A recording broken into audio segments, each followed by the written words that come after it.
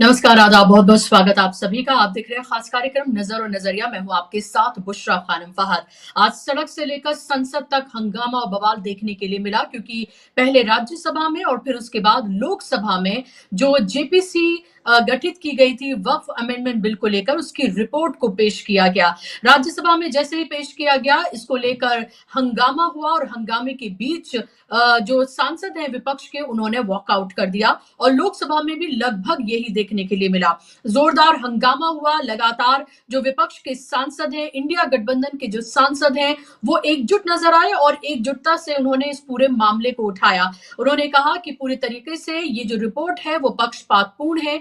जो आपत्तियां जताई गई थी विपक्ष की तरफ से, उनको इसमें दर्ज नहीं किया गया है। आपको याद होगा कि 44 अमेंडमेंट लगभग विपक्ष की तरफ से दिए गए थे और 14 अमेंडमेंट सत्ता पक्ष की तरफ से दिए गए थे। सत्ता पक्ष के तमाम अमेंडमेंट्स को शामिल कर लिया गया और जो विपक्ष की तरफ से अमेंडमेंट दिए गए थे उनको खारिज कर दिया गया। और उसके बाद जेपीसी जो गठित की गई थी, उसमें वक्फ अमेंडमेंट बिल का जो फाइनल ड्राफ्ट था उसको तैयार किया गया। यह भी बताया गया कि जो डिसेंट नोट यानी कि जो असहमति का जो नोट था जो लगाया गया था, उसको भी शामिल नहीं किया गया है। और इसको लेकर मल्लिकार्जुन खड़गे से लेकर तमाम जो विपक्ष के सांसद हैं, उन्होंने हंगामा किया है। मल्लिकार्जुन खड़गे ने तो इस पूरी रिपोर्ट को ही फ्रॉड बताया, उन्होंने इसको फर्जी बताया और ये कहा कि जो बिंदु शामिल किए जाने थे वो शामिल नहीं किए गए। जो प्रोसीजर पूरा फॉलो करना चाहिए था वो प्रोसीजर फॉलो नहीं किया गया और ये जो पूरी रिपोर्ट है ये पूरी तरीके से फ्रॉड है और इसको दोबारा से जेपीसी के पास भेजा जाना चाहिए। अगर इसको इस स्वरूप में किसी भी तरीके से इसको एक्सेप्ट नहीं किया जा सकता है। बहुत गुस्से में नजर आए मल्लिकार्जुन खड़गे। मैं आपको सुनवाना चाहूंगी क्या कुछ उन्होंने आज कहा। सर धन्यवाद। आपने जो सलाह हमको दी ठीक है, हम उसको मानते हैं, लेकिन यही तरीका अगर उधर वाले भी मान गए तो मैं समझता हूं नड्डा साहब अपने मेंबर्स को बड़े कंट्रोल में रखे हैं। हमारा एक ही विषय है, जो वक्फ बोर्ड की जेपीसी की रिपोर्ट है, जिस रिपोर्ट में अनेक सदस्यों ने अपना डिसेंट नोट दिया है, वो नोट देने के बावजूद भी प्रोसीडिंग से निकालना और उन मेजॉरिटी मेंबर्स के व्यूज सिर्फ उसमें रखकर बुलडोज करना, ये ठीक नहीं है, ये कंडेमेबल है और एंटी डेमोक्रेसिक है, एंटी प्रोसीजर है। और दूसरी चीज नॉन स्टेक होल्डर्स बाहर से बुला के उनको जो होना, उन लोगों को खड़ा करके उनका स्टेटमेंट ले रहे। और जो इतने लोग पार्लियामेंट में जो भी डिसेंट नोट दिए हैं, क्या उसमें कोई एक पढ़ा लिखा नहीं है, कोई जानता नहीं है और वक्फ बोर्ड एक्ट को कोई पढ़ा नहीं है? मेरे को बड़ा ताजुब लग रहा है। अरे आपको अगर कुछ करना भी है तो आप डिसेंट नोट के व्यूज को प्रिंट करके या अपने रिपोर्ट में डाल के बोलना चाहिए, उसके बजाय उसको डिलीट करके अगर कोई रिपोर्ट होती है मैं उसको कंडेम करता हूं। और ऐसे फर्जी रिपोर्ट को हम कभी नहीं मानेंगे, सदन कभी नहीं मानेगा। और जब प्रोसीजर फॉलो नहीं होती, वो पार्ट ऑफ इस हाउस का विभाग नहीं बन सकता। तो इसीलिए मैं आपसे विनती कर रहा हूं कि उनको डायरेक्शन दीजिए, जो भी रिपोर्ट आई है वो अगर वो रिपोर्ट में डिसेंट व्यूज नहीं है तो उसको वापस भेजिए, निकाल दीजिए और उसके बाद में फिर एक बार, दो बार और एक बार आप पुनर्विचार करके उस सभी डिसेंट व्यूज को डाल के आप पेश कीजिए। तो सीधे तौर पर जो असहमति है, जो अलग-अलग लोगों ने, विपक्ष के सांसदों ने जो असहमति दिखाई है, डिसएंट नोट जो है, उसको ही पूरी तरीके से हटा दिया गया है, डिलीट कर दिया गया है और उसके बगैर ही जेपीसी की जो ये रिपोर्ट है, उसको वक्फ अमेंडमेंट बिल की जो रिपोर्ट है, इसको पेश कर दिया गया और ज़ाहिर-सी बात है, इसको लेकर असहमति सांसदों का ये कहना है कि अगर लोगों को ये पता ही नहीं चलेगा कि हमने क्या असहमति जताई, जो ये रिपोर्ट पेश की गई उसको लेकर या जो वक्फ अमेंडमेंट बिल पेश किया गया है उसको लेकर, तो कैसे जनता को पता चलेगा कि हमने क्या अपनी असहमति जो है इसको लेकर जताई थी। मैं आपको सुनवाना चाहूंगी इसको लेकर प्रमोद तिवारी ने, कांग्रेस के नेता प्रमोद तिवारी ने क्या कुछ कहा है।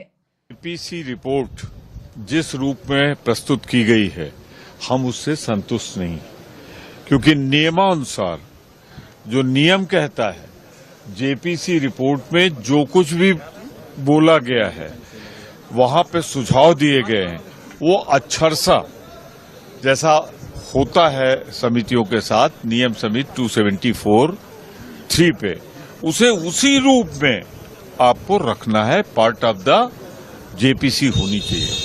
यहां उसको फॉलो नहीं किया गया है और मंत्री ये कह रहे हैं कि सब एनेक्स्ड है। अगर वो नहीं एनेक्स्ड है, वो दे हमारे सदस्यों को, तो हम इस पे विशेषाधिकार की नोटिस देंगे।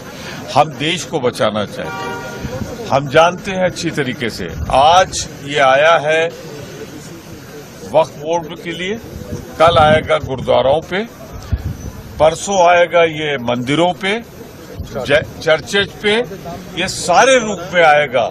तो देश की संपत्ति फिर गिरवी रख दी जाएगी अपने मित्रों अडानी अंबानी सहित तमाम लोगों को। तो आज हमारी पूरे विपक्ष की, इंडिया अलायंस की एक कोशिश है कि हम देश के सारे धर्मों के अधिकारों की रक्षा कर सकें। और इसी तरह से आज प्रस्तुत था कि हम सीमा पर जिस तरह 23,000 हेक्टेयर जमीन 1 किलोमीटर के अंदर कक्ष में दे दी गई है अडानी को, हम आज उस मुद्दे को भी प्रस्तुत किया है हमने 267 में। वो नहीं हुआ, उस पर हमारा संघर्ष जारी रहेगा। ये तो अब देश की सीमाएं भी बेचने लगी है मोदी सरकार अडानी को। तो बहुत संगीन इल्जाम यहाँ पर लगाए हैं कि सेना को अब जो है सेना की जमीन भी अडानी को बेची जा रही है और ये अभी मामला वक्फ बोर्ड का है, फिर उसके बाद चर्चेज और उसके बाद गुरुद्वारे और मंदिरों तक ये मामला पहुंचेगा और तमाम धर्मों की सुरक्षा हम करना चाहते हैं, देश को बचाना चाहते हैं, इसीलिए इस मामले को इस तरह से उठाया जा रहा है। ये कहना है प्रमोद तिवारी का।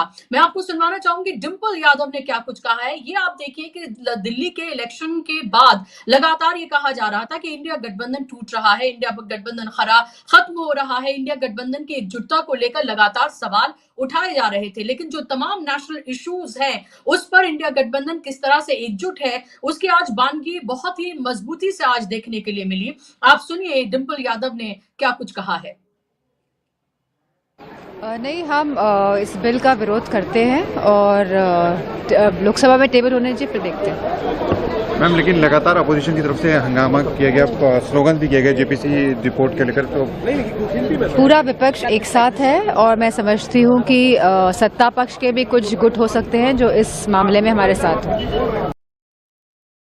तो यहाँ पर डिंपल यादव ने बड़ी बात कही। उन्होंने कहा कि सत्ता पक्ष के भी कुछ गुट हो सकते हैं जो हमारे साथ हैं। क्या उनका इशारा नीतीश कुमार और नायडू की तरफ है? हालांकि उनकी तरफ से अभी इस तरह की कोई बात नहीं की गई है, लेकिन ये जरूर है कि चाहे नीतीश कुमार की बात की जाए या फिर नायडू की बात की जाए, दोनों का ही बड़ी तादाद में मुस्लिम वोट बैंक है। और नायडू की बात करें, वहां तो सरकार बन चुकी है, चलिए मान लेते हैं 5 साल तक वहां चलने वाली है, लेकिन अगर ये बिल पास हो जाता है तो जाहिर सी बात है कि देश भर में जिस तरह की प्रतिक्रियाएं मुस्लिम समाज की तरफ से देखने के लिए मिलेंगी, क्या वो आंध्र प्रदेश में नहीं होंगी? और अभी तो बिहार में भी इलेक्शन है।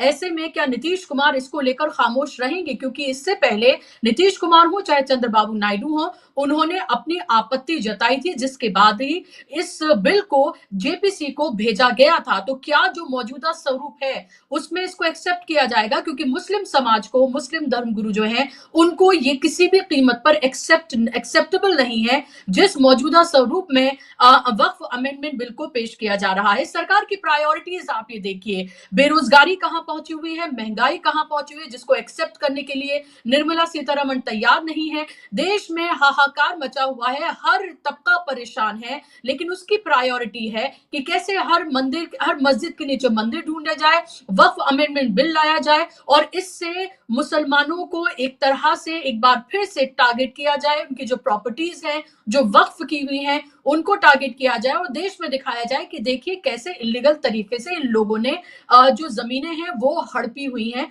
उनको देश के दुश्मन की तरह पेश किया जाए और फिर इसको आधार बनाकर इलेक्शन जीता जाए। क्योंकि बिहार में इलेक्शन है और उसके बाद 2026 में 5 राज्यों में इलेक्शन है और 27 में तो उत्तर प्रदेश में इलेक्शन है।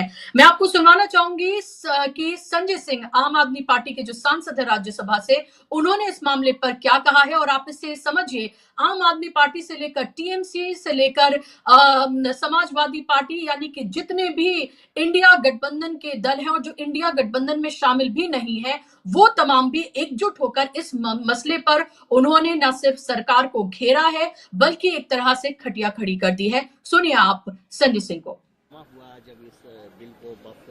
देखिए, मैं जेपीसी का मेंबर था। बड़े अफसोस की बात है, विपक्ष के सदस्यों ने जो अपना डिसेंट नोट दिया, जो उन्होंने अपना विरोध दर्ज कराया, उनका विरोध भी शामिल नहीं किया गया। ये आपने मजाक बना रखा है जेपीसी रिपोर्ट को। भाई, जो आप हमारी राय से सहमत हो सकते हैं, असहमत हो सकते हैं। डेमोक्रेसी के अंदर अलग अलग पार्टियों को अपनी राय देने का हक है। आप उसको कूड़ेदान में कैसे डाल सकते हैं?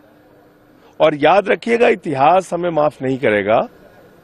ये आज शुरुआत है, आगे गुरुद्वारों की जमीनें कब्जा करने का बिल लाएंगे, ये मंदिरों की जमीनें कब्जा करने का बिल लाएंगे, चर्चों की जमीनें कब्जा करने का बिल लाएंगे और सारी जमीनें कब्जा करके अपने दोस्त अडानी और चंद पूंजीपतियों को देंगे। तो यहाँ पर संजय सिंह ने भी बड़ी बात कही है कि आज वक्फ की बात है, यानी कि मुसलमानों की बात है, कल ये क्रिश्चियंस की बात होगी, सिखों की बात होगी, हिंदुओं की बात होगी और सबकी जमीन को छीन कर, हड़प कर दे दिया जाएगा अडानी को। और इस मामले पर विपक्ष जो है वो एकजुट नजर आया। मैं आपको ये भी बता दूं कि आदित्य ठाकरे दिल्ली में थे, उन्होंने पहले राहुल गांधी से मुलाकात की, उसके बाद अरविंद केजरीवाल से मुलाकात की और दोनों से मुलाकात करके उन्होंने सीधे तौर पर यह कहा कि इंडिया गठबंधन एकजुट है तमाम मामलों पर और लगातार जिस तरह से एक के बाद एक इलेक्शन जीत रही है भारतीय जनता पार्टी और जिस तरह से जीत रही है, जिन हथकंडों का वो इस्तेमाल कर रही है, उसको लेकर उन्होंने सवाल खड़े किए और एक तरह से चंद्रबाबू नायडू और नीतीश कुमार को भी नसीहत दे डाली और उनको भी आगाह उन्होंने किया है। आज इसी पर चर्चा करेंगे। मेरे साथ खास मेहमान जुड़ गए, स्क्रीन पर आप मेहमानों को ले आइए। मेरे साथ दो खास मेहमान जम्मू आनंद जी हैं, पॉलिटिकल और सोशल एक्टिविस्ट हैं। जम्मू आनंद जी, स्वागत आपका कार्यक्रम में। मेरे साथ विवेक देशपांडे जी हैं, सीनियर जर्नलिस्ट हैं, जाना माना चेहरा है। विवेक जी, स्वागत आपका कार्यक्रम में।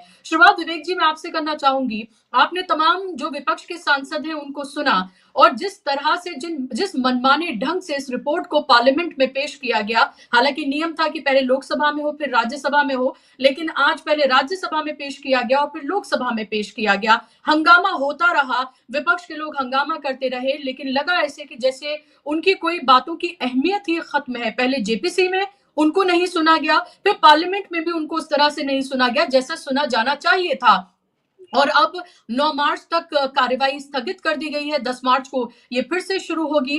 क्या आपको उम्मीद लग रही है कि वक्फ को लेकर क्या कुछ हम उम्मीद रखें या फिर जो इस सरकार का मनमाना रवैया लगातार 10.5 साल से हमें देखने के लिए मिला है वही देखने के लिए मिलेगा? और अगर ये इसी स्वरूप में पास हो जाता है तो फिर क्या आगे का आप रवैया देखते हैं? क्या आपको नहीं लगता कि सीए एनआरसी के साथ साथ वक्फ भी ये उतना ही बड़ा हमला मुसलमानों पर है?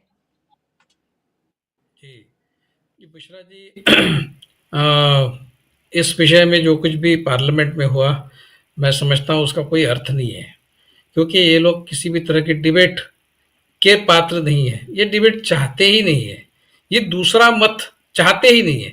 एक्सेप्ट करने की बात तो दूर है, इनसे अलग, इनसे हटकर दूसरा कोई अगर मत कोई प्रदर्शित करे तो उसको वो सिरे से खारिज करने के लिए, वो इनका ऐसा कहना है, मतलब जो जिस तरह से संघ सोचता है, इसके सारे का फाउंटेन हेड तो संघ ही है, आरएसएस है, कि हम जो कह रहे हैं वही सत्य है, अंतिम सत्य इनको मिल गया है।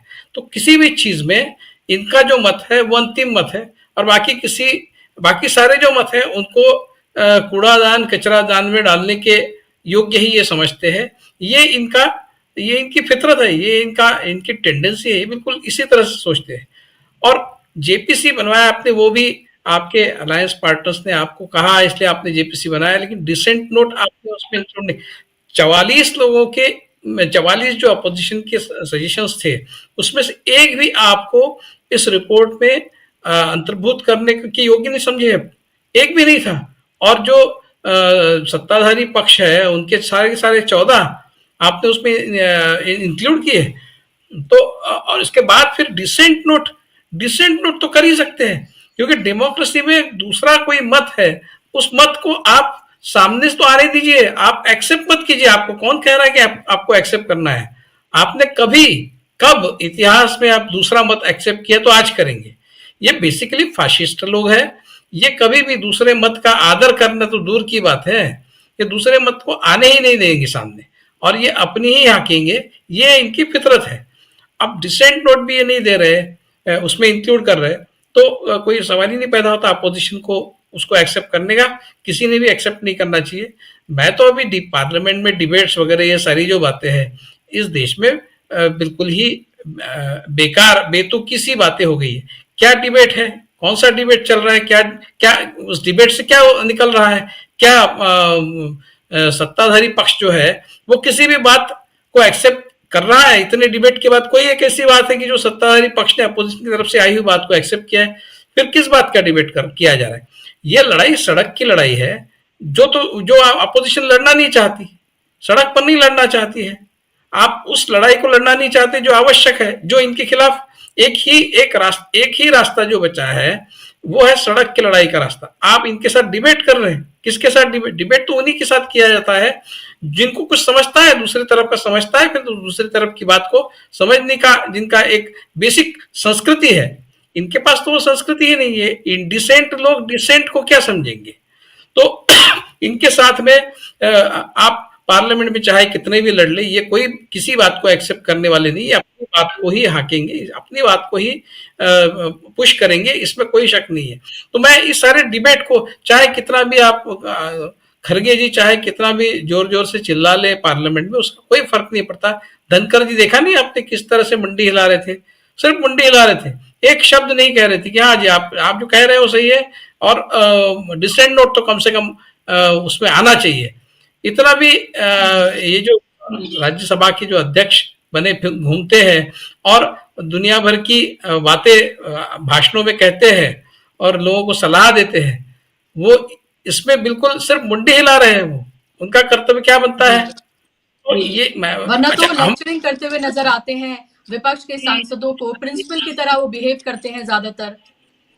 जी, और मुझे तो हंसी भी आती है उनको देखने के बाद। वो जो बैनर्जी जो एमपी थे तृणमूल के, उन्होंने जो नकल उतारी थी, लोग हंसते हैं, लेकिन वो उसी के उन्हीं की याद आती है मुझे, बैनर्जी की। मुझे बार बार इनको देखा कि उन्हीं की याद आती है और बहुत हंसी आती है।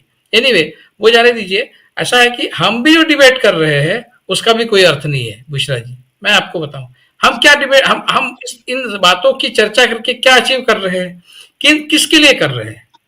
किसके लिए कर रहे हैं हम? जनता के लिए। कौन सी जनता? जो जनता जाग ही नहीं रही, जो जनता इनके खिलाफ सड़क पर आ ही नहीं रही, उस जनता के लिए हम डिबेट कर रहे हैं, उनको बताने के लिए कि ये सब हो रहा है वो गलत हो रहा है। मुझे लगता है कि डेमोक्रेसी की बेसिक रिक्वायरमेंट ये है कि डेमोक्रेसी में डिबेट होना चाहिए। ये लोग डिबेट ही नहीं चाहते किसी भी तरह का, और अगर चाहते भी है, इनको डिबेट में उतारा भी जाए तो ये डिबेट करने के योग्य नहीं है, क्योंकि इनकी समझ ही इतनी संकीर्ण है, इनकी आइडियोलॉजी इतनी संकीर्ण है कि ये किसी भी तरह से किसी भी डिबेट को फ्रूटफुल नहीं होने देंगे। किसी भी डिबेट में कोई मीनिंगफुल पार्टिसिपेशन इनका नहीं रहेगा। ये सिर्फ मुजोरी करेंगे, ये सिर्फ मुजोरी, इनको सिर्फ मुजोरी आती है। जहां तक वक्फ बिल का सवाल है, ये तो जाहिर सी बात है, मतलब जो 2014 से आज तक मोदी सरकार की अचीवमेंट्स क्या है? क्या है अचीवमेंट्स? मुसलमानों को सेकंड रेट सिटीजन बनाने का प्रोजेक्ट 10 साल से चला रहे। ये इनका मेन प्रोजेक्ट है, बाकी इनको कुछ नहीं आता है। इनके पास एक ही प्रोजेक्ट कि हम मुसलमानों को सबक सिखाएंगे और उनको सेकंड रेट सिटीजन बनाएंगे। वही प्रोजेक्ट चल रहा है। क्या अचीवमेंट है? इकोनॉमी में क्या अचीव किया आपने? पॉलिटिक्स में क्या अचीव किया? कौन सा अच्छा बहुत सुंदर पॉलिटिक्स आपने इस देश में किया है? अपोजिशन को साथ में लेके चले हैं क्या? कौन सा एक उदाहरण प्रस्तुत कीजिए, जैसा राजीव गांधी ने अटल बिहारी वाजपेयी जी के साथ मिलकर किया था, नरसिंह राव ने किया था। आप बताइए, एक जेस्चर आपने दिया हो अपोजिशन के लिए? एक जेस्चर, पर्सनल, पॉलिटिकल, सोशल, जो भी कुछ नहीं किया है। इनका एक ही प्रोजेक्ट है, मुसलमानों को उनकी जगह दिखा देंगे। उसी के लिए सत्ता में आए हैं। वक्फ बिल जो है, वो जो ट्रिपल तलाक है, बाकी सब वो उसी बात करते हैं पसमंदा मुस्लिम की। और सड़कों पर जिनको मारा जाता है वो कौन से मुस्लिम है? वो तो पसमंदा मुस्लिम है ना। कि या फिर वो जो जो कुछ मुसलमान इनके खेमे में शामिल हो जाते हैं पैसे के लिए और बाकी चीजों के लिए, क्या वो उन मुसलमानों को आप मार रहे हैं? और आप ट्रिपल तलाक का भी जो बिल है, जिस तरह से वो गुजरात में राइट्स में महिलाओं के साथ जो बर्बरता हुई और वो जो केस चला गुजरात का, उसपे जिस तरह से इन्होंने उस महिला का नाम मैं भूल रहा हूँ, बानो, वो जो केस चला, बिल्किस बानो का केस, उसमें इनका क्या एटीट्यूड रहा? ये कौन से मुस्लिम महिलाओं के पक्षधर है? इनको तो ब्राउनी पॉइंट स्कोर करना है मुसलमानों के खिलाफ एज ए कम्युनिटी, बस। इनके पास दूसरा कुछ है नहीं। तो ये वक्त बिल इसी तरह से आगे इसी को एक्ट बनाएंगे। वो देखना, वो कुछ नहीं होगा। वो डिसेंट नोट वगैरह उसमें इंक्लूड होगा, ये भूल जाइए आप किस दुनिया में रह रहे हैं? ये तो बिल्कुल होगा ही नहीं। तो ये सारी चीजें, पार्लियामेंट एक पूरी तरह से एक केवल एक छद्म पार्लियामेंट का रूप उसको मिल गया है। इसमें सिर्फ रिकॉर्ड के लिए बातें चलती हैं, उसमें कहीं भी अपोजिशन के लिए, विरोधी मत के लिए कोई स्कोप नहीं है। पार्लियामेंट के एक तरफा, ये सिंगल पार्टी सिस्टम वर्चुअली चल रही है इस देश में, वर्चुअली चल रही है। और जहां तक नीतीश कुमार और बाकी वो नायडू वायडू जैसे जो लोग हैं, उनका सवाल है, ये कुछ नहीं करेंगे, मैं आपको बता रहा हूँ। और ये बिहार के इलेक्शन में मुसलमानों के ऊपर उसका असर होगा वगैरह, ये सब बोगस बातें हैं। कुछ नहीं होगा, क्योंकि बीजेपी ने मुसलमानों के बगैर, मुसलमानों के को इलेक्शन रिजल्ट के साथ में डिलिंक कर दिया है। और जहां पर भी मुसलमानों का कुछ तादाद ज्यादा है, वहां पर ये दादागिरी से किस तरह से चुनाव लड़ते हैं ये भी हमने देखा है, किस तरह से जीतते हैं ये भी देखा है। जहां 60% मुसलमान है, वहां पर भी ये जीत जाते हैं। कैसे जीतते हैं? मुसलमानों के खिलाफ सारी बातें करके भी हम उन क्षेत्रों में जीतते कैसे हैं? ये मैनिपुलेशन से जीतते हैं।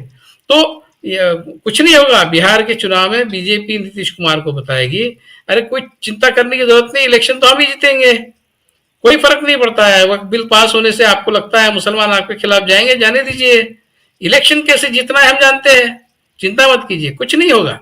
तो कुल मिलाकर ये है कि डिबेट पार्लियामेंट में हो चाहे हम लोग जो करते हो, ये सारे डिबेटों का कोई अर्थ नहीं बचा है, इन विवादों का कोई अर्थ नहीं बचा है। ये सिर्फ हम कर रहे हैं, गोइंग थ्रू द मोशन जिसको कहते हैं, वो पार्लियामेंट में हो रहा है और हम भी कर रहे हैं। होना तो वही है जो बीजेपी और संघ परिवार चाहेगा, क्योंकि ये फाशिज्म का दौर है। इसमें अपोजिशन के लिए कोई स्कोप नहीं है। बुशरा जी। जी बिल्कुल, आपने जो बातें कही हैं उसमें सच्चाई है। इससे मैं बिल्कुल गुरेज नहीं करूंगी कि इसमें बिल्कुल सच्चाई है। लेकिन ये जरूर है कि हमारे प्लेटफॉर्म जिस तरह के प्लेटफॉर्म से, उनके माध्यम से कम हम लोगों से वो चीजें उन तक पहुंचा रहे हैं, उनको अवेयर करा रहे हैं, उनको बता रहे हैं जो देश में घटित हो रहा है। एक जो एंगल जो जिस तरह की पत्रकारिता होनी चाहिए वो करने की कोशिश और लोगों तक पहुंचाना। वरना तो आप देख रहे हैं कि मीडिया का एक धड़ा किस तरह से नतमस्तक है और वो सिर्फ मोदी के गुणगान सुबह शाम दिखाता है और सुनाता है। और अगर हम भी अगर इस तरह के कार्यक्रम बंद कर दें या ना दिखाएं, तो आप सोचिए देश में किस तरह से एक तरफा जो चल रहा है वो सब कुछ ही एक तरफा हो जाएगा। और इस वक्त अमेंडमेंट बिल को लाकर जिस तरह से 44 इसमें संशोधन लाए गए हैं, उसमें एक मकसद जो सबसे बड़ा नजर आता है वो साफ तौर पर यह है कि कैसे हर प्रॉपर्टी को डिस्प्यूट में डाल दिया जाए और उसमें डिस्प्यूट में डालने के बाद उनको कैसे कोर्ट कचहरी के चक्कर काटते रहिए जिस तरह से आपने देखा, चाहे वो बाबरी मस्जिद का मामला हो या फिर आप मथुरा का मामला, काशी का मामला देख लीजिए, और अब संभल भी उसमें शामिल हो गया है। इसी तरह से देश में आप इसी तरह की परिस्थितियां पैदा करते रहें ताकि मुसलमानों में डर का माहौल पैदा करें और उस डर से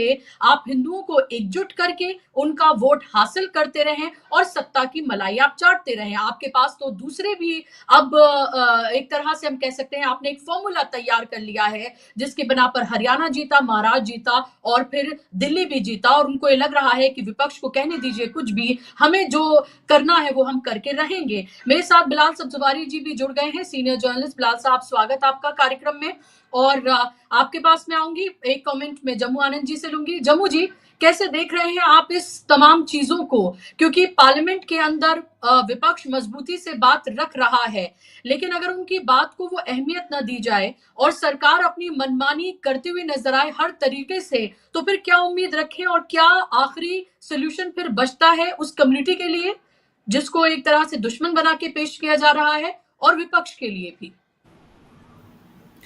देखिए बुशरा जी, मैं विवेक भाई ने जो बात रखी है उनसे मैं सहमत हूँ, लेकिन मैं ये भी जोड़ के कहना चाहता हूँ कि इसके बावजूद परिस्थिति कितनी भी हमारे विपरीत हो, लेकिन हमें लगातार बोलते रहने की आवश्यकता है, क्योंकि हम बोलना ही बंद कर देंगे तो तब तो फिर इसका कोई अंत नहीं है। और मुझे ऐसा लगता है कि फासिज्म का दौर में सबसे बड़ी चुनौती बोलने की ही होती है, और मैं समझता हूँ कि इस चुनौती को उसी हिम्मत से और उसी उम्मीद से हम लोगों ने स्वीकार करना चाहिए और हमारी बात को कहते रहनी चाहिए। देखिए, ऐसा है कि अभी तक सरकार ने ये नहीं बताया कि 1 जनवरी 1996 से जो वक्फ एक्ट इस देश के अंदर लागू हुआ, उसको उसमें क्यों बदल लाना चाहती है। आखिर सरकार की इतनी क्या प्राथमिकता है कि वक्फ एक्ट के अंदर वो संशोधन करना चाहती है। इरादा आज तक नहीं बताई, लेकिन विश्व हिंदू परिषद और आरएसएस ने एक कैंपेन जरूर चलाया था, उससे हमको इस बात का एक इशारा मिल जाता है। उन्होंने क्या कहा कि वक्फ बोर्ड जो है ये माफिया का अड्डा होता है। मतलब पहले एक डिस्क्रेडिट करना, जनमानस में खास करके अल्पसंख्यक, उसमें भी मुस्लिम समाज की प्रतिमा को एक विलन की तौर पर एक गलत उसका जो चेहरा बनाकर उसको पहले स्थापित करना, प्रचार करना। अगर हमें याद हो कि आरएसएस जो है करीब करीब 40-50 साल निकाल दिए कहते हुए कि madrasas are nothing but centres where training of for terrorism and terrorist is given. मतलब मदरसा ये यहाँ कोई शिक्षा उक्षा नहीं होती है, यहाँ कोई पढ़ाई लिखाई नहीं होती है, ये आतंकवादियों को तैयार करने के केंद्र है। और जब एक मानस बन गया, और खास करके ये मानस उनको बनाना है बहुसंख्यक समाज में, हिंदू समाज में, कि मुसलमानों को किस तरीके से वो समाज परसीव करे, तो जब उन्होंने देखा कि हाँ ये एक हमने लक्ष्य पूरा कर लिया, तो फिर हमने ये भी नौटंकी देखे कि किस तरीके से मोहन भागवत जी मदरसा में मतलब भेंट देते हुए भी हमने वो देखे। उन्होंने कार्यक्रम किया विजिट टू मदरसास, और फिर प्रमाण पत्र देने लगे कि नहीं यहाँ तो काफी पढ़ाई होती है, लिखाई होती है, कुछ सुझाव देने लगे कि इसमें ये करो वो करो। बट व्हाट 50 साल जो आपने कहा था कि ये तो सब आतंकवादियों के प्रशिक्षण का केंद्र है, तो भागवत जी को ये बताना चाहिए था। मैं भाई देश के अंदर 100 मदरसे में गया, उसमें से 25 मुझे ऐसे मदरसा मिले, उसमें से 2 मदरसा ऐसे मिले जहाँ सही मायने में जो है कि आतंकवादियों का ट्रेनिंग दिया जा रहा था। मतलब आप जी। एक तरफ बहुसंख्यक समाज में मुस्लिम समाज को लेकर एक भ्रांतियां निर्माण करेंगे, एक ऐसी चित्र उनके बारे में बनाएंगे कि लोग उनके बारे में इंसान ना माने, और उसके बाद फिर आप ही कहते हुए घूमेंगे कि नहीं नहीं वहाँ अच्छा काम चल रहा है। उसके बाद जब ये सरकार 2014 के बाद बीच में अमित शाह ने एक बयान दिया, और मैं समझता हूँ कि वो बयान बहुत इंपॉर्टेंट बयान है। उन्होंने कहा कि हम 2014 के बाद वो सारे आइडियोलॉजिकल मुद्दे पर हमने काम किया है। He said that कि this government has fulfilled all the ideological issues, concerned ideological issues. तो बात सही है। 370 was an ideological issue, NRC ideological issue, CAA ideological issue। तो मतलब पोलराइजेशन कैसे हो सकता है? और जैसे विवेक ने कहे कि भाई अल्टीमेटली उनको इस देश के अंदर मुसलमानों को एक ऐसी स्थिति में लाके खड़ा कर देना है, दैट इज वेयर सावरकर और आरएसएस में फर्क है। सावरकर ने जी। जैसे कहा था कि हम एक साथ रह ही नहीं सकते, है ना, हिंदू और मुसलमान एक साथ को एग्जिस्ट नहीं कर सकते। बट आरएसएस की पोजीशन दूसरी है, उन्होंने कहा हम एक साथ रह सकते लेकिन बराबरी में नहीं रह सकते। हम एक साथ रहेंगे बट मुसलमानों को सेकेंड ग्रेड सिटीजनशिप को एक्सेप्ट करना पड़ेगा। So that is the basic difference. और इसीलिए हम देखते हैं कि 2014 के बाद वो उस टास्क को अकॉम्प्लिश कर रहे हैं जिससे कि मुस्लिम जो है वो थ्रोन टू द वॉल जिसको कहेंगे, एक हाशिए की स्थिति में है। और भाई आपको बोलना है नहीं बोलना है वो आप तय करो, लेकिन आपकी अब सुनवाई नहीं होगी, अब आपकी सुनवाई नहीं होगी। और उसी क्रम में उन्होंने वक्फ ये जो इशू है इसको अटैक किया। मतलब एक तरफ आप देख रहे हैं कि तिरुपति बालाजी ट्रस्ट, कल तक किसी ने कोई सवाल नहीं खड़ा किया था। लोग जाते थे, जिसको मुंडन करना मुंडन कराते थे, जिसको लाइन में लग के प्रसाद चढ़ाना लाइन में लग के करते थे, जिसको पैसे दे के प्रसाद चढ़ाना करते थे, और वापसी में बहुत सारा वो लड्डू लेके आते थे और लोग अपने अपने दोस्तों को बांटते थे। But all of a sudden issue क्या क्रॉप अप हुआ है? No non Hindu should be the employ or worker in the trust. मतलब ये कोई विषय है क्या? इससे किसकी धार्मिक भावनाओं को ठेस पहुंच रही है? इससे तिरुपति बालाजी ट्रस्ट या उस मंदिर की भव्यता में क्या नुकसान हो रहा है? भाई वहां तो काम कर रहे हैं, ट्रस्ट जो काम निकाल रहा है वो लोग काम कर रहे हैं, लेकिन उन्होंने क्या कहा कि कोई भी एम्प्लॉय और मजदूर जो गैर हिंदू है वो इसमें काम नहीं कर सकता। अब उन्होंने नोटिस दे दिया है, निकाले जा रहे हैं।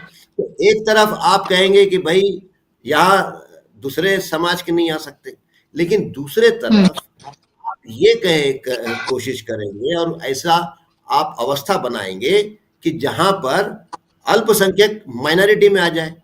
ये पूरा जो खेल चल रहा है दो रीजन के लिए चल रहा है। नंबर वन, वो वक्फ बोर्ड को इस तरीके से गठित करना चाहते हैं, इस तरीके से रिकॉन्स्टिट्यूट करना चाहते हैं कि where in the board Muslim representatives minority में आ जाए, नॉन मुस्लिम्स प्लस ब्यूरोक्रेट्स मिलकर मेजॉरिटी हो जाए, और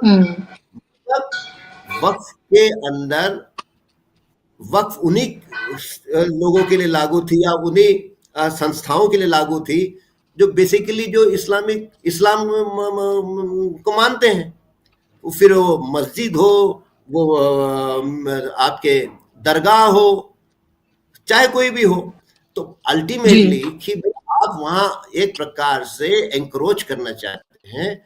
और ये जो जमीन है टुडे, इतनी जमीनें जो है वो जमीन आपको कमर्शियली एक्सप्लॉइट करना है। मतलब कोई अच्छा, otherwise what is the intent? मैं गवर्नमेंट का इंटेंट क्या है? चलो जी। भाई वहां तो गलत काम हो रहा है, इसके लिए हम साफ करने के लिए जा रहे हैं। आपको आपको किस बात को लेके आपकी नींद हराम हो रही है? आपकी प्राथमिकता में वक्फ आया क्यों है? आप मुसलमानों का ही इलाके मुसलमानों से छीनकर उन जमीनों का व्यवसायिक कमर्शियल एक्सप्लॉइटेशन आपको करना है। और हम सब जानते हैं कि बहुत बड़ी बड़ी जमीनें वक्फ के अंतर्गत है। और आपने अभी जो वीडियो दिखाए जिसमें प्रमोद जी। तिवारी जी कह रहे थे कि भाई अडानी को सीमा के पास दे दिए। अब जिस पूंजीपति को सीमा के पास की जमीनें दे दिए, वक्फ वक्फ की प्रॉपर्टी सीमाओं पे तो है ही नहीं। वक्फ की property very much in the heart of the cities and the villages. और मुस्लिम समाज के बाद ये हमला होगा Christians, because other minority community which has a good sizable number of land in जी। movable property क्रिश्चियंस के साथ। तो ये कहीं ना कहीं मतलब इस देश की जो आबो हवा है ना, उसको पूरा जी। छिन्न भिन्न करना चाहते हैं। एक सडन दिमाग के साथ इस देश को परेशानी में ढकेलना चाहते हैं। और इनका हेतु मतलब क्या बोले इसमें, मतलब आई डोंट हैव वर्ड्स। बिल्कुल ये साफ ऐसा ही लगता है। बिल्कुल जम्मू जी के जो जरूरी मुद्दे हैं उनसे कैसे आपको पूरी तरीके से भटकाया मतलब जाए। ये लोग रात आपको को इस सोते तरह भी की इसलिए हैं कि सुबह उठ के झगड़े ही करना है। जी मतलब बिल्कुल इनकी एक मानसिक बिल्कुल फितरत है। या जी। और वो साफ तौर पर दिख भी रहा है। और आपके पास मैं लौटूंगी। मैं एक कमेंट में लेना चाहूंगी बिलाल साहब से। बिलाल साहब, जो बार बार ये सवाल कि इंटेंट क्या है सरकार का, जो वक्फ अमेंडमेंट बिल ये लेकर आई है जिसमें 44 के करीब संशोधन उसने किए हैं, जिसमें विपक्ष की एक नहीं मानी गई है, डिसेंट नोट्स को डिलीट कर दिया गया है, किसी की बात को सुना नहीं गया है, जेपीसी गठित भी की गई लेकिन सिर्फ मनमानी हुई उसमें, वो साफ तौर पर दिखा। और इस सब के बाद पार्लियामेंट में मसला उठा तो वहां पर भी सिर्फ शोर शराबा हुआ और उसके बाद वॉकआउट कर दिया राज्यसभा से भी और लोकसभा से भी। और जब जगदम्बिका पाल लोकसभा में पेश कर रहे थे तो भारत माता की जय के नारे लगाए गए और सिर्फ पेश करने पर ही इस बिल को, इसका जो अभी जो रिपोर्ट है उसको पेश करने पर ही तालियां और टेबलें जो है वो थपथपाई गई। ऐसा लगा कि ना जाने कितना बड़ा अचीवमेंट था जो हासिल कर लिया गया। हासिल क्या करना चाहती है सरकार इससे? असल में आपने इस सवाल को इंटेंशन पर डाइवर्ट करके पूरा एक फिलोसफिकल डायमेंशन दे दी। अगर आप इसकी इंटेंशन ही समझना चाहती है तो फिर मैं इंटेंशन ही रख देता हूँ। जो वक्फ बिल पर आप इंटेंशन समझना चाह रही हैं, तो क्या ट्रिपल तलाक पर क्या इंटेंशन थी, यूनिफॉर्म जी सिविल कोड पर क्या इंटेंशन थी, देश के मदारिस को लेकर क्या इंटेंशन थी, मदारिस में पैदा होने वाले आतंकवाद पे क्या इंटेंशन थी, देश के अंदर कश्मीरी आतंकवाद फैला रहे हैं उसको लेकर क्या इंटेंशन थी, देश के अंदर मुसलमान आतंकवादी है उसको क्या इंटेंशन थी, देश के अंदर मुसलमान राष्ट्र विरोधी हैं उसको क्या इंटेंशन थी।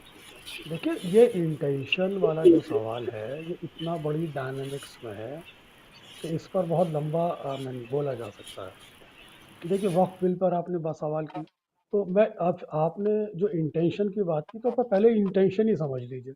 दरअसल देश के जी अंदर जो मेजोरिटेरियन पॉलिटिक्स है, बहुसंख्यकवाद की जो राजनीति है, वो है क्या?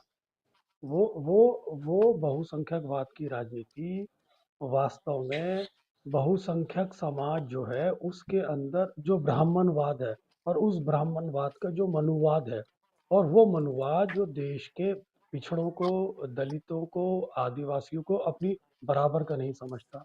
और आज जब वो पिछड़े दलित आदिवासी अपने अधिकारों की लड़ाई लड़ने लगे, पिछले दलित आदिवासी पढ़ लिख गए, पिछड़े दलित आदिवासी व्यवस्था में आ गए, पिछड़े दलित आदिवासी पॉलिटिकल सिस्टम में आ गए, तो वो व्यवस्था ब्राह्मणवाद से या कहिए मनुवाद से निकलकर पिछड़े दलित आदिवासी में न चले जाए, इसलिए इसकी डायनेमिक्स को एंटी मुस्लिम बना के रखा जाता है। यह है इंटेंशन। कहने का मतलब यह है कि जो हिंदू समाज के अंदर जो बहुसंख्यकवाद है उसके अंदर जो बैकवर्ड और फॉरवर्ड की जो लड़ाई है वो ना छिड़ जाए, इसलिए मुस्लिम बनाम हिंदू की लड़ाई जारी रखो। यह है बेसिकली इंटेंशन। अगर आपने इंटेंशन पे सवाल किया तो बेसिकली इंटेंशन जी। ये है, कहीं देश के जो मनुवादी हैं उनके हाथ से सत्ता नहीं चली जाए, तो उस डायनेमिक्स को बैकवर्ड बनाऊं, फॉरवर्ड की डायनेमिक्स में जाने ही मत दो, उसे हिंदू बनाम मुस्लिम के डायनेमिक्स में रखो, ताकि हम बहुसंख्यकवाद का ध्रुवीकरण कर ले अल्पसंख्यकों के विरुद्ध। और जो पिछड़ा समाज है, दलित समाज है, या वंचित समाज है, या बैकवर्ड समाज है, या आदिवासी समाज है, उसके अंदर एक हिंदू भावना पैदा कर दो, ताकि वो हमारी पूजा करता रहे और हम व्यवस्था पे काबिज रहे। ये है इंटेंशन। अब आगे पूछिए क्या पूछना है। जी, तो अभी आप जो जिस रूप में ये है फिलहाल, जी, विवेक जी कुछ ऐड करना चाह रहे हैं, फिर मैं सवाल आपसे ले रही हूँ। जी, विवेक जी।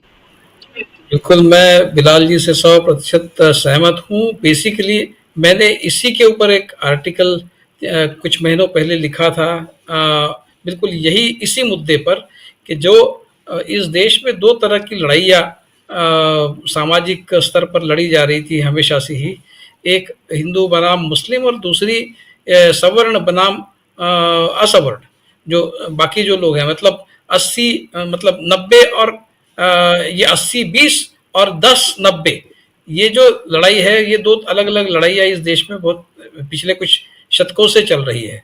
80 बनाम 20 यानी जो हमारे महान जो मुख्यमंत्री है उत्तर प्रदेश के, वो इस भाषा में बात करते हैं 80 बनाम 20, मतलब 80 हिंदू और 20 माइनॉरिटी नॉन हिंदू।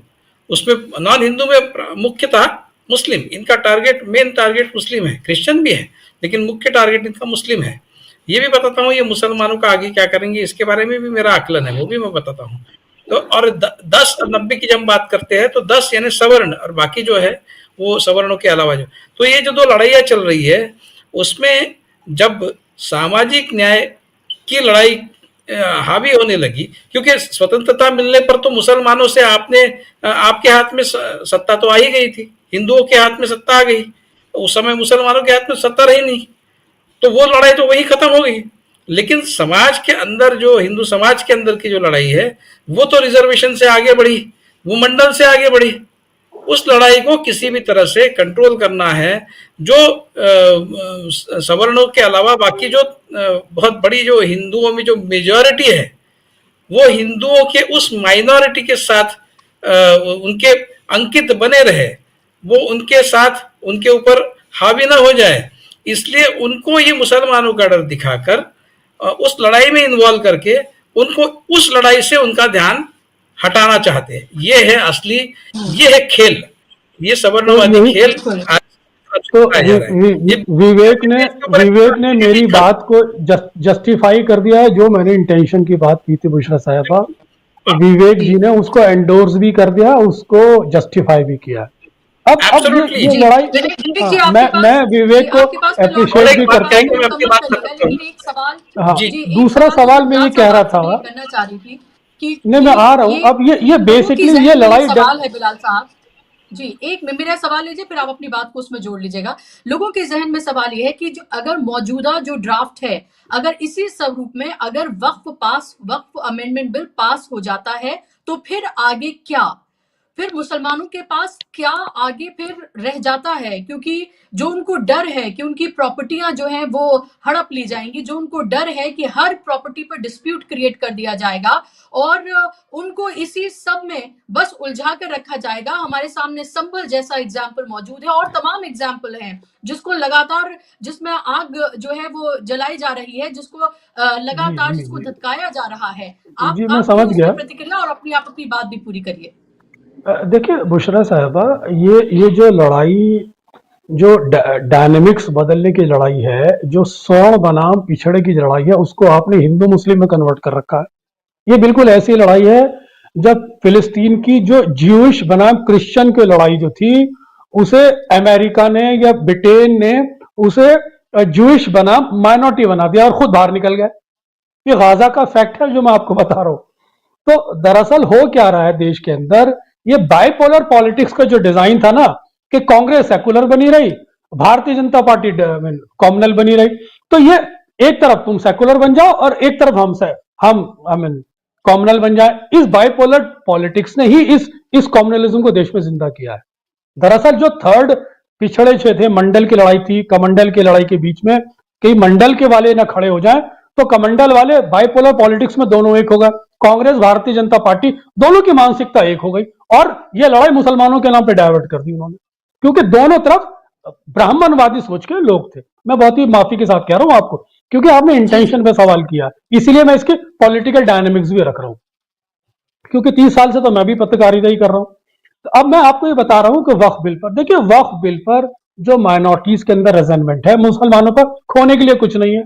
मुसलमानों को, मुसलमान जितना भी प्रेशर में आता है, मुसलमान ऑर्गेनाइज्ड होता है।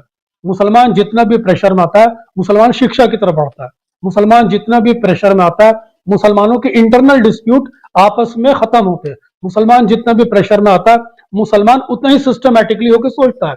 मुसलमान जितना प्रेशर में होता है, मुसलमान उतना ही ऑर्गेनाइज्ड, अपने आप बिजनेस पे फोकस करता है, अपनी शिक्षा पे फोकस करता है, अपने बच्चों की पढ़ाई पे फोकस करता है। और आज के डाटा बता रहे हैं कि प्रेशर के अंदर मुसलमान और ऑर्गेनाइज्ड हो गया। तो फाइनली जो बैकवर्ड अपर कास्ट की लड़ाई है, जो एक प्राकृतिक परिवर्तन है, आप उसे नहीं रोक सकते, दैट विल हैपन। और आप एक समय बाद देखिएगा कि ये जो नेचुरल फ्लो ऑफ सोसाइटी है, जिसे कहते हैं कि प्राकृतिक रूप है सोसाइटी में बदलाव आना, वो बदलाव आके रहेगा, आप उसे नहीं रोक सकते। हिंदू मुस्लिम आप कब तक रोकेंगे? इसीलिए मैं आपको बार बार कह रहा हूं कि संघ प्रमुख सभी, कभी कभी आपने देखा होगा, बहुत ही सॉफ्ट लाइन, बहुत ही सॉफ्ट पॉजिटिव टोन में, बहुत ही कॉम्प्रिहेंसिव टोन में, बहुत ही गोल्डन वर्ड्स में, बड़ी सोफिस्टिकेटेड वे में कहते हैं भाई हिंदू मुस्लिम झगड़े की अब जरूरत नहीं। वो क्यों कहते हैं? क्योंकि वो इस डायनेमिक्स को समझ चुके हैं। प्राकृतिक जो परिवर्तन समाज में आता है, आप उसे नहीं रोक सकते। यही नीति है समाज की और यही नीयत है व्यवस्था की। जी, बिल्कुल। विवेक जी, आप अपनी बात को पूरा करिए कि ज़ाहिर-सी बात है कि इंटेंट की बात हमने कर ली और इसमें कोई ढका-छुपा नहीं है कि सरकार की इंटेंट क्या है, वो क्या करना चाहती है। लेकिन ज़ाहिर-सी बात है कि इसका जो एक अदर जो डायनामिक है, वो यहाँ पर पेश किया गया है। सरकार के जो इंटेंट है, वो साफ तौर पर दिखती है कि चाहे वो हमने देखा 3 तलाक या फिर हमने वक़्फ़ की अब हमने बात कर ली कि कैसे समाज में जो विभाजनकारी जो राजनीति है, उसको हवा आप देते रहिए और अपनी सत्ता की रोटियां आप सेकते रहिए। लेकिन सवाल यही उठता है कि फिर इसमें अपोजिशन के पास क्या रह जाता है और मुसलमानों के पास क्या रह जाता है? जी, ऐसा है कि ये वक्फ का जो भी बिल आया है, कोई ये सवाल नहीं पूछ रहा है सरकार से कि जो देखिए संघ परिवार में जो संघ के समर्थक है, जो स्वयंसेवक है, वो आपस में क्या बात करते हैं मैं आपको बताता हूँ, क्योंकि मैं नागपुर में रहता हूँ, तो आसपास तो सारे वही है।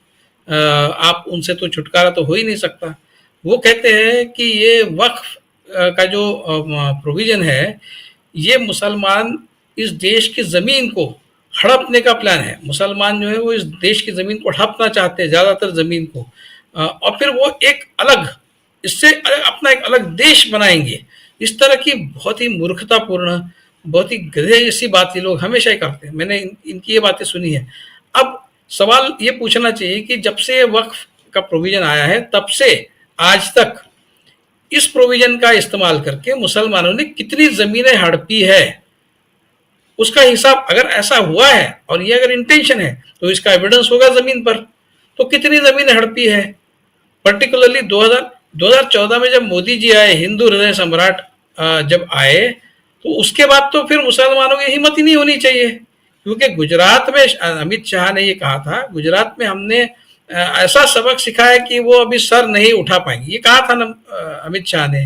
तो भाई आप 2014 में जब सत्ता में आए, उसके बाद तो वक्फ वाले जो है वो तो किसी जमीन हड़पने का सवाल ही नहीं, क्योंकि आपने तो उनको कुचल ही दिया है।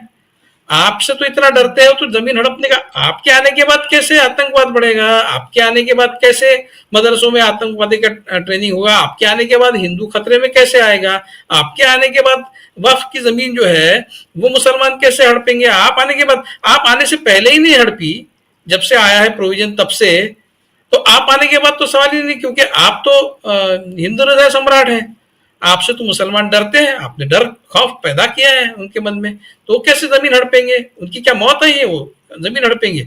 ये खौफ दिखाया जा रहा है, मुसलमानों का डर उन लोगों को, सही बात है, उन लोगों को दिखाया जाता है जिनको ये अपने सुपेरियरिटी के दम पे दबाना चाहते हैं। आज भी हिंदू समाज में उनको अपने हाथ के नीचे रखना चाहते हैं, सवर्णवादी व्यवस्था को बनाए रखने के लिए, और वो कहीं हमारे सर पर न बैठ जाए, जो कल तक शतकों तक हमारे पैरों के तले कुचले गए थे, वो हमारे सर पे न बैठ जाए। इसलिए उनको इस लड़ाई में उलझाकर, उनको इस तरह से पागल बनाकर ये सब प्रोग्राम चल रहा है। यही प्रोजेक्ट है। तो जहां तक इस बिल का सवाल है, इसका तो हो गया है। अभी इसका भविष्य क्या, आप ये सवाल पूछ रहे हैं, इसका क्या भविष्य है? ये तो जिस फॉर्म में इन्होंने एक्सेप्ट किया है, उसी फॉर्म में इसको चलाया जाएगा। और जो सारी जमीनें हैं वो बड़े बड़े मस्जिदों की को अगर हटाया जा रहा है, उसके नीचे मंदिर खोजे जा रहे हैं और उनकी जमीनें हड़पी जा रही है, तो इनकी जमीन तो बिल्कुल वो ले लेंगे, सरकार बिल्कुल ले लेगी। मुझे तो इस बात का भी डर है कि अयोध्या में कहीं वो जो नई मस्जिद बनाने का प्लान है, कहीं ये उस मस्जिद को न बनने दे। मुझे तो इसी बात का डर है कि वो हर हाल में उस मस्जिद को न बनने दे, इसी का ये प्रयत्न करेंगे। नहीं तो इतने सालों से वहां पर कोई मूवमेंट नहीं है, कोई आगे बढ़ी नहीं है बात मस्जिद की। क्यों नहीं बढ़ी है, इसकी भी तहकीकात होनी चाहिए। क्या हो रहा है, क्या उनका रास्ता रोका जा रहा है, ये भी होना चाहिए। क्योंकि जिस प्लान अयोध्या में मस्जिद बनाने का है, वो इनके राम मंदिर को एक काउंटर बन के खड़ा होगा, एक मुस्लिम पिलग्रिमेज का बड़ा सेंटर होगा, ये इनका डर है। इसलिए उस मस्जिद को भी ये नहीं बनने देंगे। आप उससे लिख लीजिए, ये नहीं करेंगे। और अंततः ये मुसलमानों के साथ क्या करेंगे, ये भी मैं बताता हूँ। ये जो पुरखे एक है वाली बात हमेशा करते हैं ना, तो उसका इंटेंशन तो एक बहुत बड़े दिल वाले हैं। इसलिए नहीं, हमारे तो पुरखे एक है, तो हम तो एक ही है। इस देश में जो भी पैदा हुआ वो हिंदू ही है, क्योंकि हम सबके पुरखे हिंदू ही थे। ये कहने के पीछे मकसद ये है कि आने वाले समय में धीरे धीरे मुसलमानों के लिए इस तरह का वातावरण बना दिया जाएगा कि वो ये सोचेगा, जिस तरह से हिंदुओं के लिए पाकिस्तान में वहाँ के जो फंडामेंटलिस्ट उन्होंने बनाया था, जिसके बाद वहाँ के हिंदू बहुत बड़ी संख्या में मुसलमान ही बन गए।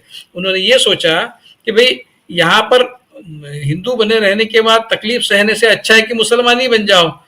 उसी तरह की कुछ सोच यहाँ के मुसलमानों में भी पैदा हो और वो अपने आप ही हिंदू बन जाए, मुस्लिम न रहे, इस्लाम छोड़ के हिंदू धर्म को अपना ले। इस तरह का वातावरण, डर का, खौफ का, अंडर प्रिविलेज उनको करके इस तरह का वातावरण बनाया जाएगा कि वो खुद ही अपने आप ही हिंदू बन जाए। और उनकी तादाद जो उनका वो जेनोसाइड वगैरह नहीं करेंगे, वो कंट्रोल्ड वायलेंस करते रहेंगे। अब साल में 10-15 मुसलमानों को सड़क पर मारा जाएगा, बस इसी तरह का कंट्रोल वायलेंस करेंगे, जेनोसाइड नहीं करेंगे। ये हिटलर से बहुत आगे की सोच वाले लोग हैं। ये कंट्रोल्ड वायलेंस से मुसलमान को डराते रहेंगे और फिर एक ऐसा समय आएगा जब इस देश का मुसलमान सोचेगा कि भाई यहाँ मुसलमान बन के रहने में कोई फायदा नहीं, तो मैं तो हिंदू ही बन जाऊं। और उस तरह से वो मुसलमानों की तादाद घटाने का इनका एक लॉन्ग टर्म प्लान है, ऐसा मुझे दिखता है। जी, बहुत ही गंभीर और बहुत महत्वपूर्ण आपने बात कही है। और जाहिर सी बात है, समाज को एक तरह से चेताने वाली ये बात कही है। बहुत कम समय है मेरे पास। जम्मू जी, लास्ट वर्ड्स आपके लिए। अब आगे क्या आपको लगता है, सीएनआरसी की तरह क्या अगर इसी स्वरूप में पास हो जाता है, क्योंकि तो एक तो एक्सेप्टेबल है नहीं मुस्लिम सोसाइटी को, तमाम धर्मगुरुओं ने आकर अपनी ये बात कर दी, क्या फिर आप सीएनआरसी की तरह आप ये देख रहे हैं कि कोई मूवमेंट होगा, आंदोलन क्या? और अगर आंदोलन होता है तो क्या उसको पनपने दिया जाएगा? 30 सेकंड में अपनी बात प्लीज रखिए। देखिए, त्रासदी यही है कि जो समाज, खास करके मुस्लिम समाज, गरीबी और निरक्षरता के दलदल में फंसा हुआ समाज, आखिर ये व्यवस्था उस समाज को किस मुद्दे पे इकट्ठा करना चाहती है? ये व्यवस्था उस समाज को शिक्षा, स्वास्थ्य, बेहतरी, रोजगार इसलिए इकट्ठा नहीं करना चाहती। वो वापिस कहीं ना कहीं करके वो इन्हीं मुद्दों पे रहे जो भावनिक मुद्दे रहे। अब भाई, अब मुस्लिम समाज वक्फ के जो है जमीनें बचाने की लड़ाई लड़े, और वो वक्फ क्या है, वहां मंदिर है, मस्जिदें हैं, या फिर दरगाह हैं, या पुराने मदरसे हैं, तो अब उसको बचाओ। मतलब समाज को ये दो धारी ये है कि या तो पूरा समाज मुस्लिम करके इकट्ठा हो जाए और फिर उनका भी नेतृत्व वहां के कटमुल्ले करें, और मुस्लिम इकट्ठे हो रहे हैं करके हिंदुओं को इकट्ठा करो और हम हिंदुओं के हितों की रक्षा करते हैं करके आरएसएस जो है वो झंडा लेके सामने हो जाए। मतलब अल्टीमेटली देश के अंदर का जो संविधान है देश के अंदर की जो डेमोक्रेसी है, देश के अंदर जो प्लूरलिज्म है, आप इसको ही खत्म कर देना चाहते हैं ना। आप पूरे देश को एक ऐसी भट्टी में ढकेल देना चाहते हैं कि जहां इंसान, दो नागरिक एक दूसरे के खून के प्यासे इसलिए हो जाए कि एक कहे मैं हिंदू हूं और दूसरा कहे मैं मुसलमान हूं। वो हम गाना गाते रहे हैं, आज भी गाते हैं हमारे आंदोलनों में, मंदिर मस्जिद गिरजाघर ने बांट लिया है भगवान को, हाँ, मत बांटो इंसान को, गाना गाते हैं। हिंदू कहता है मस्जिद, मुस्लिम कहता है मस्जिद मेरा ये धाम है, और हिंदू भी यही कह रहा है, और दोनों को लड़ लड़ के कट के मर रहे हैं।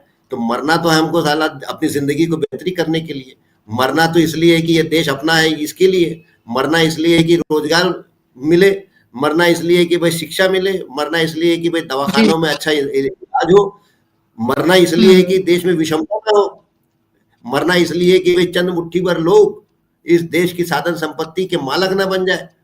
तो जिंदगी के जो सवाल है उससे लोगों का ध्यान हटकाना और एक भावनिक मुद्दों पर दो समाज को, दो समुदाय को आपस में खड़ा कर देना, यही अल्टीमेट जो चाहते हैं कि इस देश के अंदर अधिकारों की लड़ाई ना हो, इस देश के अंदर हक की लड़ाई ना हो, इस देश के अंदर बेहतरी की लड़ाई ना हो, इस देश के अंदर किसान मजदूर अपने हक के लिए ना लड़े, लोग मंदिर के लिए लड़ ले या मस्जिदों के लिए लड़ ले, बाकी और कुछ नहीं। अब देख रहे हैं कुंभ में क्या हालत है, कीड़े मकोड़ों की तरह, दरिद्री, मतलब लोग सोचना ही बंद कर दे, लोग अपनी तार्किक बुद्धि को खत्म कर लें कि भाई ऐसे अभी थोड़े दिन रुक जाते हैं, इतना भी साहस हम ना अपने आप में लाए। भाई गंगा तो कुछ सुख नहीं रही है, कल जाके और कभी और डुबकी लगा लेंगे, लेकिन मार काट रही है भाई। स्टेशनों में क्या हालात है, अब वो देख रहे हैं कि गुस्से में लोग गाड़ियों के मतलब शीशे फोड़ रहे हैं एसी के, गुस्सा है, उसको लग रहा है कि पैसे वाले देखो आराम से जा रहे हैं और हमको यहाँ पैर रखने की जगह नहीं है। इज द एंगर, तो एंगर फिर इस तरह से निकल रहा है। जी, उसके बाद भी चंपारण जी देखिए कि हजारों की तादाद में, लाखों की तादाद में लोग रोज जो है वो वहां पर जा रहे हैं और बिल्कुल उसको कामयाबी जो है वो अपने ऊपर ले रहे हैं। 30 के बाद ये पता ही नहीं चला कि कितने लोग मरे। और विश्व गुरु जो है वो इसी में रिकॉर्ड बनवाना चाहता है दुनिया में कि देखो हमने लाख करोड़ों रुपए को इकट्ठा किया लोगों को, काय के लिए, डुबकी लगाने के लिए, बस। तो देश की हालत खराब है और ये सब बहुत मतलब परेशान करने वाली बातें हैं। मेजॉरिटी है सरकार के पास, हाँ, लोकसभा में ये मसला भी मुझे ऐसा लगता है कि थोड़ा सा फ्रिक्शन होगा इसमें। इसीलिए आपने देखा होगा कि कुछ नए अलायंस पार्टनर ढूंढने की खोज में लगे हुए थे। बीजेडी एक है, बीआरएस एक है, आंध्रा की एक दूसरी पार्टी क्या नाम वाईएसआर है, जिनके पास भले 2-2, 1-1, 3-3, 4-4 है। इन केस अगर ऐसी कोई स्थिति बनती है तो इन ऐसे जो और छोटी पार्टियां हैं जो इस वक्त उनके साथ नहीं है, वो उनके साथ आ जाए। सो मल्टीपल डायमेंशन पे काम चल रहा है, बट इस मुद्दे पे सरकार, मैं आपको माफ कीजिएगा क्योंकि वक्त की कमी है, इसलिए मैं आपको जी सरकार की मेजॉरिटी है, बिल्कुल। और उसमें जो 2 बैसाखियों से उम्मीद थी, उनसे उम्मीद करना बेमानी है, क्योंकि लग नहीं रहा है वो किसी तरह से अपना कोई भी किसी तरह की उनमें वो बचा है कि वो कुछ बात अपनी उस तरह से रख पाएंगे। वो भी नतमस्तक ही नजर आ रहे हैं। अब देखना है कि ये वक्फ अमेंडमेंट बिल जो है वो उसको लेकर आगे क्या होता है और किस तरह से इसको पास करा लिया जाता है। अगर इसी स्वरूप में पास होता है तो फिर आगे क्या देखने के लिए मिलेगा, ये बहुत महत्वपूर्ण होगा। बहुत शुक्रिया विवेक जी आपका। एक सेकेंड, वक्फ बिल पे अगर टीडीपी और जेडीयू को स्टैंड नहीं ले सकती है तो समझ लेना कि आने वाले किसी मुद्दे पे उनका कोई स्टैंड नहीं होगा।